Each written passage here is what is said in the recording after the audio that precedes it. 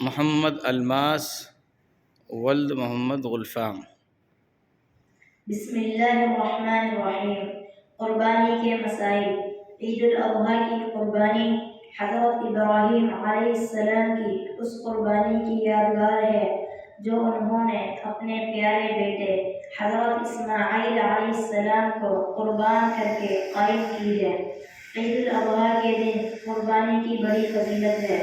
رسول اللہ صلی اللہ علیہ وسلم نے ارشاد فرمایا، عید الاضحیٰ کے دن آدم کے بیٹے یعنی انسان کا کوئی عمل اللہ تعالیٰ کو قربانی سے زیادہ محبوب نہیں، اور قربانی کا جانور قیامت کے دن اپنے سینگوں، بالوں اور کھروں کے ساتھ آئے گا، اور قربانی کا خون زمین پر گرنے سے پہلے اللہ تعالیٰ کی رضا اور مقبولیت کے مقام پر پہنچ جاتا ہے۔ پس اے اللہ کے بندو، دل کی پوری خوشی سے قربانی کیا کرو۔ اگر کوئی استطاعت رکھتا ہو اس کے باوجود قربانی نہ کرے تو وہ گنہگار ہے۔